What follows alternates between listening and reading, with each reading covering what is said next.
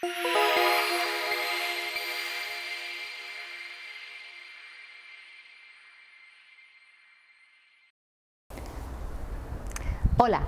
me llamo María Reyes Sánchez Herrera y soy profesora de Ingeniería Eléctrica y Energética en la Universidad de Huelva.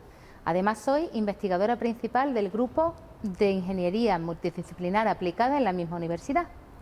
Estoy aquí para hablarles de algo que, además de ser una revolución tecnológica, es un reto para las compañías gestoras de la red eléctrica o del sistema de potencia, como también se le llama, las energías renovables. Las energías renovables son el futuro próximo y eso es así por tres razones principales. La primera es porque son una solución al problema del calentamiento global y a otros problemas medioambientales acuciantes en estos días, como son la generación de partículas o la generación de óxidos de nitrógeno y de azufre. La segunda razón es porque también son la solución al problema de la dependencia energética que tienen muchos países, entre ellos el nuestro, porque no tienen reservas ni de petróleo, ni de carbón, ni de ninguna otra fuente tradicional de energía. Entonces, pues esas energías hay que sustituirlas por otro tipo de energía, como son las renovables. Y también porque esas energías son no regenerables, con lo cual llegará un momento en el que se terminen. Y aunque no hablemos de ese momento tan anunciado de cuando se terminen las energías renovables, lo que sí se está viviendo ya es que su precio aumenta conforme disminuyen sus reservas. Esa curva creciente de precios se va a interseccionar en algún momento, no muy tarde, con la curva decreciente de los precios de las tecnologías renovables, y a partir de ese momento las energías renovables serán más rentables económicamente que las tradicionales. Así que vamos a tener las energías renovables pronto como prácticamente única fuente de energía, nos guste o no. ¿Y qué modalidad de las energías? Bueno, pues hay muchas modalidades de energías renovables y se pondrá en cada lugar la que más adecuado sea. Por ejemplo, en un lugar donde haya mucho sol, usaremos energía solar, fotovoltaica o térmica. Si en ese lugar hay mucho viento, pues usaremos la energía eólica. La biomasa no estamos obligados a usarla donde se genera, porque se puede transportar aunque no sea lo más conveniente. Y después tenemos otros tipos como la geotérmica, que lo que hace es aprovechar el calor del centro de la Tierra, como las marinas, en sus distintas versiones, mareomotriz, mareomotérmica, de las olas, de las corrientes, la fusión nuclear, entre muchas otras. En una ciudad como esta, Huelva, que además se denomina Costa de la Luz, donde el número de horas de sol al año es el máximo de todas las provincias de España, lo que tenemos hoy aquí es una instalación solar fotovoltaica. Lo primero que hay que subrayar de esta instalación es su simplicidad. Solo estos elementos son capaces de producir energía eléctrica a partir de la irradiancia solar, a partir de la radiación solar. Estos son 6 placas fotovoltaicas, cada una de ellas produce unos 20 vatios en condiciones normales de funcionamiento, que son 1000 vatios por metro cuadrado y 25 grados Celsius. Para que nos hagamos una idea, en Huelva la irradiancia solar varía entre los 450 vatios por metro cuadrado de verano, de invierno, a los 950 de verano. Una placa que da 20 vatios nos da unos 20 voltios y 1,2 o 1,3 amperios. Si nosotros queremos aumentar la tensión, conectamos placas en serie, y si queremos aumentar la intensidad, conectamos placas en paralelo. Aquí tenemos estas 3 placas conectadas en serie y estas 3 en serie, y ambos 2 series conectadas en paralelo. Por lo tanto, deberíamos tener unos 60 voltios y unos 2 o 3 amperios. Para comprobar que eso es así, tenemos aquí este dispositivo que se llama polímetro y que nos va a permitir medir tanto la tensión como la intensidad. Para ello lo configuro primero como tensión de continua, porque lo que producen las placas es energía eléctrica en corriente continua, y aquí tengo su salida donde conecto el polímetro y veo que la lectura es de unos 50 o 60 voltios, un poquito menos de los 60 que tenemos que tener porque las condiciones no son condiciones estándar. Si ahora configuro el polímetro como amperímetro, también en corriente continua, y vuelvo a medir, y vemos que tenemos 1,7 amperios, que es lo que corresponde a las dos placas en paralelo. Bien, pues ya con esto, con las 6 placas que tenemos aquí, podemos abastecer algunas cargas, como por ejemplo esta bombilla tradicional, que es una bombilla de wolframio, que si conecto esta bombilla a la salida de mis placas, se ve como el wolframio se enciende. ¿Por qué no se enciende la bombilla? Pues porque la bombilla se enciende a 230 voltios y solo tenemos aquí los 50 y pico que nos han dado las placas en las condiciones de funcionamiento que tenemos ahora mismo, que es pues, el día 27 de octubre por la tarde en Huelva. El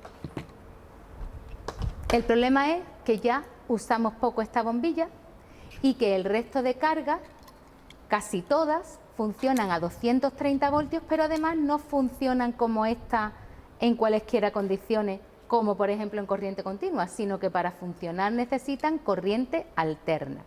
¿Qué es la corriente continua y la corriente alterna? Bueno, para eso tenemos aquí este otro aparato. Esto es un osciloscopio que nos permite observar el valor instantáneo de la tensión o de la intensidad también. Si nosotros observamos la curva roja que tenemos en el osciloscopio, esa curva corresponde a lo que nos generan las placas. Y lo que vemos no es una curva, lo que vemos es una línea horizontal. ¿Por qué? Porque el valor de la tensión que nos dan las placas no varía con el tiempo, por eso decimos que las placas generan en corriente continua. Sin embargo, si observamos la curva amarilla, que es la que corresponde a lo que nos suministra la red eléctrica, lo que tenemos es una forma de onda senoidal.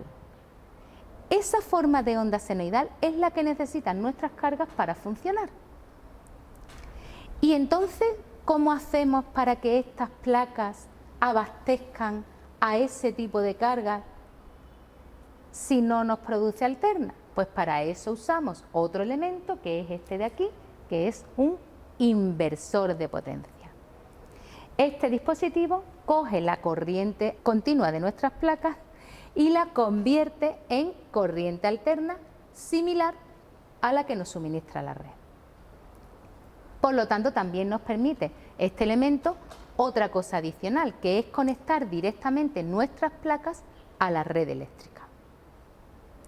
Si nosotros conectamos las placas a través del inversor a la red eléctrica, y lo hacemos con este panel que tenemos aquí, y aquí tenemos el interruptor que ahora está en el 1 porque ya está conectado la instalación a la red, nosotros podemos ver en un aparato como este, que es un pequeño contador, lo que estamos inyectando en este momento a la red mediante la instalación fotovoltaica, que bueno, que va variando, pero aproximadamente unos 80 vatios. Y además, en el osciloscopio podemos ver otra onda, que es la morada, de color morado, y que representa la intensidad que estamos inyectándole en este momento a la red, y en la que se puede ver que su calidad es bastante menor, bastante peor que la que nos suministra la red eléctrica.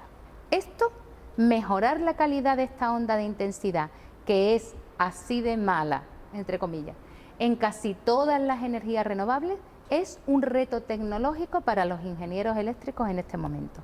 Y se estudia mediante una disciplina que es la calidad de la potencia eléctrica, o Electric Power Quality en inglés, a lo largo de todo el mundo.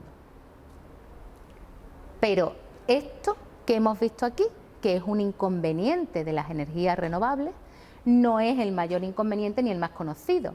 El mayor inconveniente de las energías renovables, y el que todo el mundo conoce, es su variabilidad y su dependencia con las condiciones meteorológicas.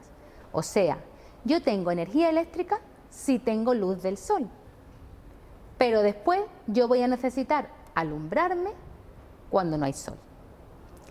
Para solucionar ese desajuste entre oferta y demanda se usa una batería. Lo que hago es que cuando me sobra luz solar y tengo más de la que necesito, ese exceso lo uso para cargar la batería. Y la carga de la batería la uso luego cuando tengo menos oferta de la demanda que tengo, o cuando no tengo ni nada de luz y necesito alumbrarme para abastecer mi carga. La solución sería, por lo tanto, dimensionar adecuadamente la batería, pero tenemos algunos problemas. Por ejemplo, la batería es un elemento muy delicado que se estropea con mucha facilidad por sobrecarga o por sobredescarga, entre otras razones. Entonces yo no puedo conectar una batería del tirón a ninguna parte, sino que la tengo que conectar con otro elemento más que la protege del mal uso que le podamos dar y que se llama regulador. Ya no es un elemento, sino que son dos. Además, incluso con el regulador, lo primero que se estropea en todo siempre es la batería. Por ejemplo, en el teléfono móvil, lo primero que se te estropea del teléfono es la batería y tiene su regulador. Y además es cara, o sea que tenemos un elemento que nos soluciona el problema, pero que es caro y que necesita reponerlo frecuentemente. Por lo tanto, lo mejor sería no necesitarlo. En las instalaciones de energía renovable que sirvan para abastecer cargas aisladas que no tengan conexión a red, eso no es posible, tienes que poner la batería. Pero con conexión a red tienes una solución. ¿Por qué? Bueno, pues porque hasta el año pasado no era posible que las viviendas y los edificios y los pequeños consumidores pues tuviéramos instalaciones conectadas a red, porque no estaba normativamente regulado. Pero en abril del año pasado se aprobó el Real Decreto 244/2019 que regula las condiciones administrativas, técnicas y económicas de la instalación de la conexión a red de energía renovable. ¿Y ese Real Decreto qué nos permite? Pues por una parte nos permite conectar instalaciones en nuestra vivienda a la red eléctrica. Pero es que no se queda solo ahí, sino que además nos permite que cuando tengamos exceso de producción, ese exceso de producción se lo vendamos a la compañía administradora y podemos seguir consumiendo de la empresa, de la empresa suministradora, como si no tuviéramos instalación fotovoltaica conectada.